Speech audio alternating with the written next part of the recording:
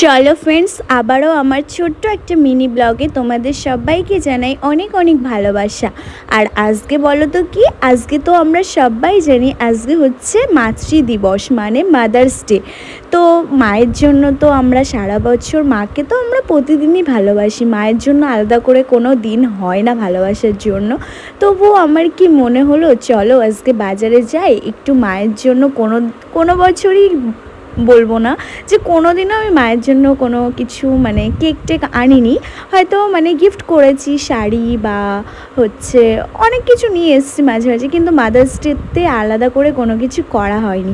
তাই আজকে আমি বাজারে চলে গেছিলাম মায়ের জন্য একটু কেক আনার জন্য।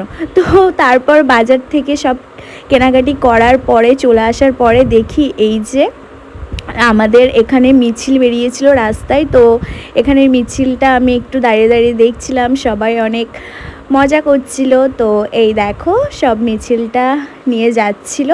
তো যাই হোক, আমি কোন দলকে সাপোর্ট করি না করি এগুলো পরের কথা।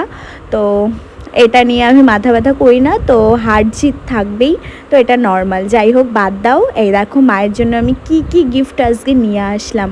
কিটক্যাট নিয়ে এসেছি, ডেয়ারি মিল্ক নিয়ে এসেছি, চিপস নিয়ে এসেছি, বিস্কিট নিয়ে এসেছি অ্যান্ড কেক নিয়ে এসেছি।